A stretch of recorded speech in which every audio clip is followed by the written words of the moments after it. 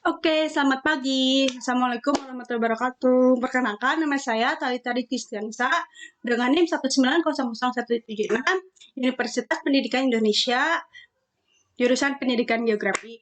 Baiklah, saya di sini akan menjelaskan materi mengenai pertambangan batu bara. Oke, simak baik-baik ya. Oke, kita mulai. Dari pengertian pertambangan.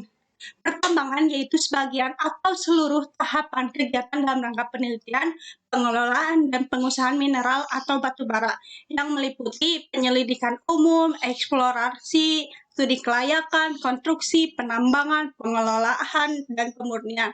Kemudian pengangkutan dan penjualan serta kegiatan pasca tambang. Kemudian apa itu batu bara? Batu bara terbentuk dari sisa-sisa tumbuhan zaman purba yang akhirnya terpendam dan mengendap di dalam lapisan tanah hingga berjuta tahun. Oleh karena itu, batu bara juga disebut batu fosil. Nah, Indonesia banyak terdapat batu bara, terutama di wilayah Kalimantan. Manfaat dari batu bara tersebut yaitu untuk bahan bakar, usaha rumahan kecil, pengganti kayu, dan bahan bakar jangka panjang, misalnya PLTU ya. Kemudian bagaimana prosedur izin tambang? Nah, pemberian izin usaha pertambangan bantuan berdasarkan peraturan perundangan nomor 23 tahun 2010 dilakukan dengan permohonan wilayah.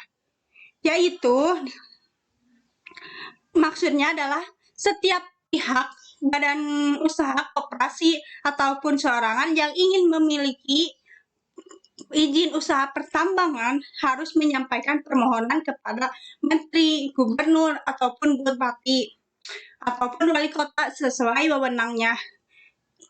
EIP diberikan melalui 2 tahap, yaitu 1. Pemberian wilayah izin usaha pertambangan, kemudian pemberian izin usaha pertambangan.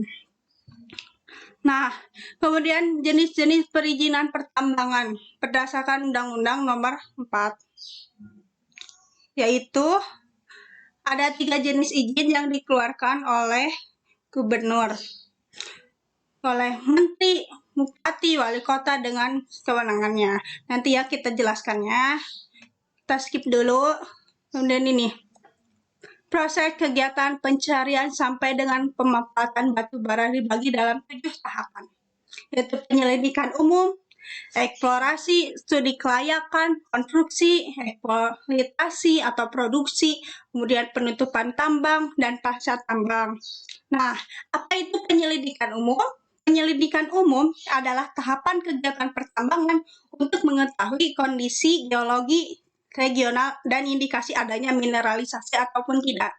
Kemudian penyelidikan umum merupakan tahapan awal untuk mengetahui adanya bahan galian batu bara suatu daerah tertentu. Kemudian apa itu eksplorasi? Nah, eksplorasi adalah kegiatan usaha pertambangan untuk memperoleh informasi secara terperinci dan teliti tentang lokasi, bentuk, dimensi, sebaran, kualitas, dan sumber daya yang terukur dari bahan galian tersebut, serta informasi mengenai lingkungan sosial dan lingkungan hidup. Dalam penyelidikan umum dan eksplorasi, dapat pula dilakukan beberapa tahap kegiatan. Di antara lain yaitu melaksanakan kegiatan sesuai dengan tahapan dan metode yang benar, memanfaatkan seoptimal mungkin informasi yang telah tersedia, kemudian mengoptimalkan pengambilan dan penggunaan data lapangan atau keperluan evaluasi, maupun persiapan pertambangan seperti geoteknik, geohidrologi, dan informasi air asam yang ada di tambang tersebut ya.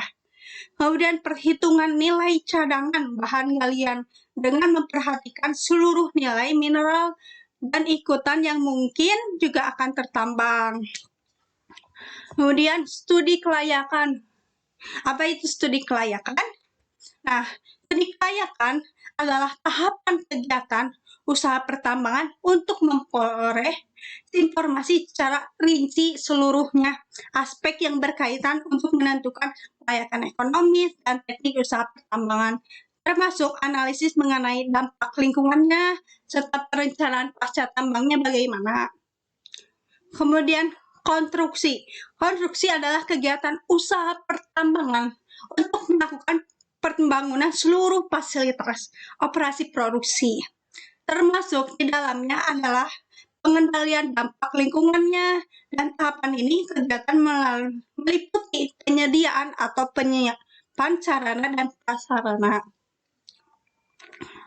Kemudian eksploitasi atau produksi. Nah, di sini eksploitasi atau produksi dalam hal ini adalah tahapan untuk memulai operasi terhadap bahan batu bara.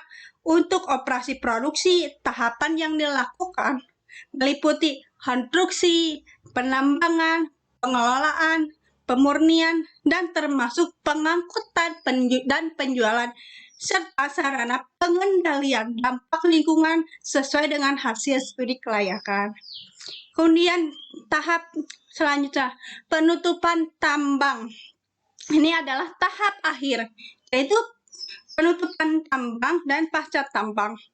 Kegiatan pasca tambang adalah kegiatan terencana secara sistematis dan berlanjut setelah akhir sebagian atau seluruh kegiatan usaha pertambangan untuk memulihkan fungsi pertambangan atau memulihkan lingkungan alam dan fungsi sosial menurut kondisi lokal di suatu wilayah penambangan. Kemudian yang terakhir, pasca tambang. Kegiatan ini disebut juga reklamasi, yaitu kegiatan yang dilakukan sepanjang tahapan usaha penambangan atau menata, memulihkan dan memperbaiki kualitas lingkungan dan ekosistem agar dapat berfungsi sesuai dengan peruntukannya. Dan tahap apa itu tujuan eksplorasi? Tujuannya yaitu meningkatkan konfidensi level dan memperkecil tingkat resiko. Kemudian menambah deposit ataupun cadangan batu bara. Kemudian mengetahui bagaimana kualitas suatu batu bara tersebut. Kemudian memperpanjang umur batu bara, dan selanjutnya adalah sebagai strategi menaikkan nilai suatu perusahaan penambangan. Metode eksplorasi yaitu dilakukannya menggunakan survei pendahuluan, survei topografi, pemetaan geologi, pemboran, survei geofisika menggunakan seismik, logging, dan lain-lain. Kemudian hidrologi dan geoteknikal, investigasi, penyusunan data, pemodelan geologi, maaf ya. Kemudian terakhir, dampak negatif dari pertambangan. Nah, beberapa dampak negatif yang bisa terjadi akibat kegiatan penambangan seperti di bawah ini. Produksi tanah mengalami penurunan akibat penambangan ya. Kemudian adanya permasalahan sosial, memicu terjadinya pergerakan tanah ataupun longsor, memicu terjadinya sedimentasi serta erosi. Selanjutnya, iklim mikro mengalami perubahan, serta yang terakhir, fauna dan flora mengalami gangguan. Nah, kemudian kita kembali lagi ke ini, prosedur izin tambang ya. Nah, tata cara pemberian usaha pertambangan, yaitu pertama,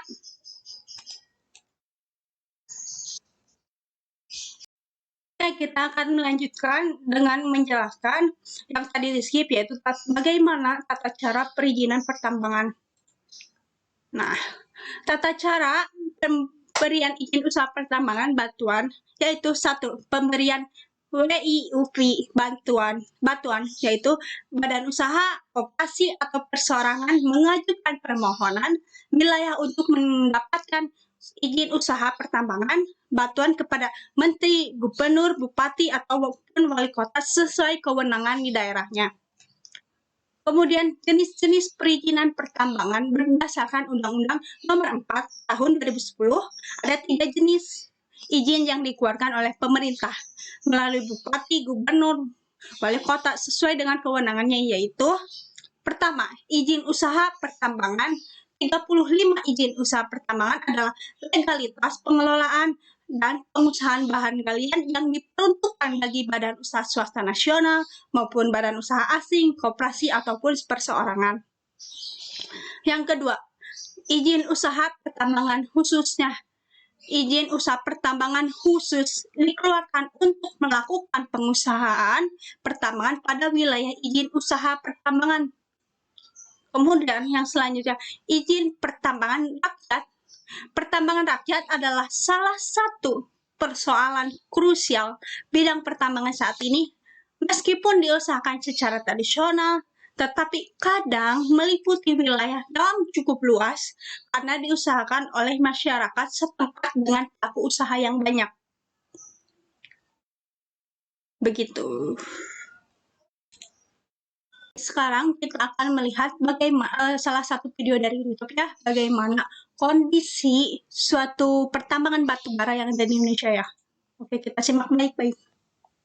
Kalimantan yang sekarang ibarat pulau kotor yang banyak menyimpan kekesalan karena ulah manusia. Tanahnya tandus dan airnya beracun. Hidup di sini pun seperti hilang harapan untuk menikmati alamnya yang banyak didambakan banyak orang seperti dulu. Pertambangan batu bara di Kalimantan Timur menyisakan ratusan lubang bekas tambang yang tidak direklamasi. Ini tentang tambang batu bara di sana. Ya, sudah sejak lama Kalimantan terus digali perutnya untuk menghasilkan mineral hitam itu. Akibatnya, alam pun berlahan rusak dan kini kondisinya benar-benar sangat memprihatinkan. Ribuan perusahaan batu bara Kalimantan yang ditutup itu kini juga berbuah petaka. Tak hanya bagi yang di PHK, kita bukan bercerita tentang orang-orang itu, tapi juga galian-galian yang ditinggalkan. Sangat miris keadaannya dan pasti akan membuat mereka yang melihat marah luar biasa. Inilah deretan bukti kalau beberapa bagian di Kalimantan sudah hancur. Kalau sudah begini, siapa yang salah? Apakah dalih untuk menyokong listrik dengan batu bara bisa mengembalikan ini semua seperti asal? Kejadian longsor yang ada di Desa Kintap Lama ini adalah salah satu contoh aktivitas pertambangan yang tidak memperhitungkan biaya eksternalitas dari aktivitasnya.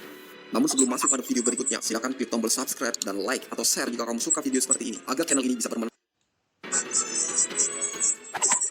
Genangan air beracun yang akan membunuhmu. Ketika ditinggalkan begitu saja tanpa penanganan khusus, tambang akan jadi tempat beracun yang bisa membunuh siapapun dengan mudah. Ingat tragedi tambang yang ada di Brazil dan pernah bikin heboh dunia itu. Kini, sebagian besar di Pulau Kalimantan mengalami hal yang sama. Genangan ini bukanlah air biasa, melainkan mengandung logam berat yang sangat beracun. Menghirup udara di sekitar sini saja akan membuatmu sesak napas, apalagi sampai tercebur ke dalamnya. Oh no, kamu bakal auto defeat jika terjebur di sini. Tahun 2015 itu 12 anak yang jadi korban.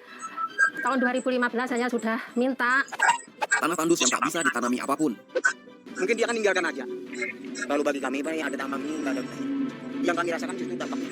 Inilah tanah bekas penambangan batu bara yang begitu membelia beberapa waktu lalu. Ketika ditinggalkan, beginilah keadaannya, kering dan tak bisa dimanfaatkan untuk apapun. Mimpi menanam tanaman di sini, menggenggam tanahnya saja mungkin bisa membuat kita terkena infeksi kandungan logam. Begitu miris ketika berkaca kembali di masa lampau, ketika tanah ini masih begitu subur. Ya, tepatnya di sini. Pemandangan buruk yang lebih mengerikan dari setting film. Melihat pemandangan ini mungkin akan membuatnya berdalih. Ah, ini hanyalah settingan film. Hai, jangan konyol. Tempat ini benar-benar nyata dan ada di negeri kita sendiri. Mungkin kamu pikir dalam cuplikan video ini indah.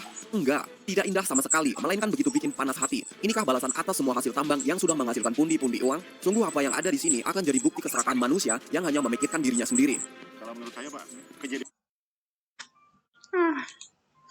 Jadi hikmah yang dapat dilihat dari video tersebut yaitu ketika kita melakukan penambangan harus melakukan pasca tambang, yaitu kegiatan reklamasi, pengembalian hutan kembali. Kenapa? Karena akan berdampak sangat buruk bagi lingkungannya seperti tadi yang diceritakan di YouTube ya, airnya beracun, tanahnya tandus, dan dampak-dampak yang sangat berakibat fatal juga akan bisa membunuh manusia dengan air yang beracun tersebut gitu.